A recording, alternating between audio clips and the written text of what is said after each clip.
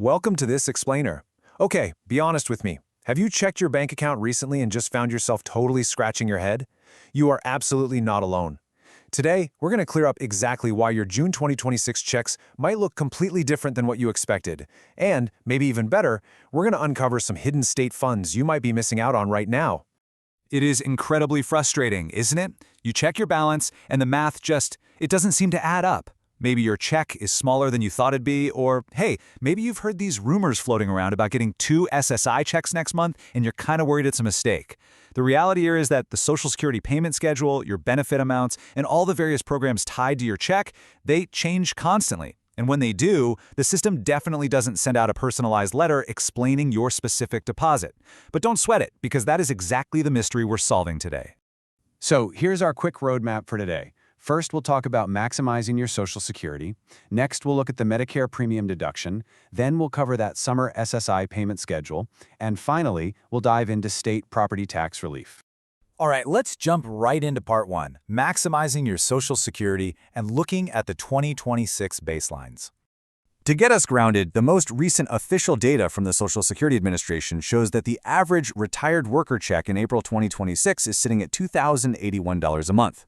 Now, obviously, that's just an average, right?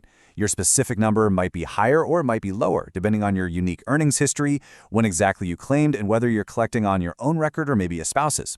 But looking at just the average, that's really only half the story. Because the scale of difference in the absolute maximum possible benefits is massive depending on your claim age. Check this out. If you claimed at 62, which is the earliest possible age, your maximum in 2026 is $2,969. But look what happens if you waited until full retirement age, at 67. That maximum jumps to $3,880. And if you held off until age 70, where all those delayed retirement credits finally cap out, the maximum benefit absolutely soars to $5,108 per month. Which brings us to this pretty staggering number, $2,100. That is the monthly difference between claiming at 62 and waiting until 70, assuming you had maximum taxable earnings. I mean, think about that. Over $2,000 every single month for the rest of your life. Now, sure, most of us aren't hitting those absolute maximums, but the logic remains exactly the same. Your benefit is directly tied to when you claimed and what earnings they have on file for you. Seriously, it is highly recommended you log into your My Social Security account at ssa.gov. Pull up your statement and just verify that every single year of your earnings is correct. Why? Because honestly, just one single clerical error on their end can permanently cost you about $100 a month. No thank you.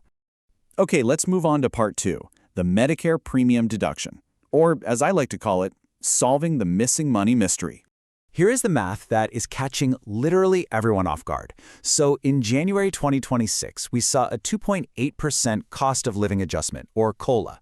For the average retiree, that looked like a pretty nice $56 raise per month. Not bad, right? But starting that exact same month, Medicare Part B premiums shot up. They jumped from $185 to $222.90. That's a $17.90 increase, which is nearly a 10% hike. And because Medicare Part B is automatically deducted from your check before it ever even sees your bank account, almost a third of your $56 raise was instantly eaten up right out the back door. So practically speaking, most retirees only actually saw a net increase of about $38. The Senior Citizens League really hit the nail on the head here. They perfectly summarized this ongoing frustration, calling it a consistent erosion of seniors' purchasing power. And you know what? They are absolutely right. This is actually the third consecutive year that Medicare Part B premiums have grown faster than Social Security's COLA. So the raise arrives, you celebrate for a hot second, and then Medicare immediately swoops in and takes a massive chunk of it away. Now, if you've been doing the math at home and wondering if the Social Security Administration maybe made a mistake with your deposit, they didn't. I really want to reassure you here, this deduction is the system working exactly as it was designed to. It's not a glitch, and unfortunately, you can't successfully argue with a government computer. The only real way out, the only way to stop that Part B deduction from eating into your check, is to qualify for a Medicare savings program. That's a state-run program that actually steps in and pays the premium on your behalf. All right, up next, part 3, the summer SSI payment schedule and the double deposit panic. If you receive SSI, you know the drill. Your payment normally lands right on the 1st of the month. So June 1st was a normal Monday, normal payment. July 1st, also totally normal. But then on Friday, July 31st, boom, another payment suddenly hits your account. Why? Well, it's just a quirk of the calendar, because August 1st in 2026 falls on a Saturday. By policy, the administration always pays on the preceding business day if a payment date falls on a weekend or a federal holiday. So that July 31st deposit, that is simply your August payment arriving a day early. So the absolutely crucial point here is this. When two deposits hit your account in July, please do not panic. So many people think it's an overpayment, they try to call and return the money, or they just feel guilty spending it. Listen to me, that second July deposit is legitimately your August money. But, and this is a big but, you have to remember this means you will receive absolutely zero payment in the actual month of August. The total amount you get for the year hasn't changed at all. The calendar just kind of bunched them up. So please, budget accordingly so you aren't left scraping the bottom of the barrel when August rolls around. Okay, finally part 4, state property tax relief, which is basically hidden money for seniors. Right now, several states are issuing property tax relief payments specifically designed for older homeowners on fixed incomes. Let's look at a few big examples. In Pennsylvania, homeowners 65 and older making under $45,000 can get a rebate of up to $1,000. But you have to act fast. The deadline for the 2026 rebates, which are based on your 2025 taxes, is coming up right now on June 30th. Moving over to New Jersey, their Anchor program gives up to $1,500 for homeowners and $700 for renters, and those payments are actually rolling out this summer. And finally, in New York, the Enhanced STAR program for those 65 and up with an income under $98,700 offers massive tax bill reductions in the fall, but you need to be checking your enrollment right now in June.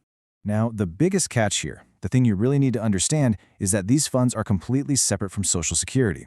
The federal government is not going to just magically send this to you automatically. You have to apply directly through these state portals. For Pennsylvania, that's revenue.pa.gov. For New Jersey, head over to their Treasury taxation site and look for the Anchor program. And for New York, search for your STAR enrollment status online. Remember, these usually require annual applications or recertifications, so whatever you do, do not let them lapse. Now, I know what you're thinking. What if I don't live in Pennsylvania, New Jersey, or New York? Well, don't tune out. Follow these simple steps right now. Step 1, open your web browser. Step 2, type in your specific state's name, followed by the exact phrase, Senior Property Tax Relief 2026. Step 3, verify your eligibility and file before your local deadlines hit. Lots of states have programs exactly like these, but honestly, if you don't actively look for them, they aren't going to find you. So what's the biggest takeaway from this whole explainer today? You have to be proactive. Protecting your fixed income requires active, ongoing monitoring. Don't leave money on the table. Go double-check your earnings record on your SSA statement so you aren't penalized for the rest of your life. And seriously, take 5 minutes today to secure your local state property tax relief. I'm going to leave you with this final thought. With Medicare premiums silently eroding your COLA increases year after year, it really begs the question, is the federal safety net actually shrinking? And if it is, what other local hidden safety nets are you walking past every single day? Empower yourself today. Do that quick web search and take control of what is rightfully yours. Thanks so much for joining me on this explainer, and happy searching.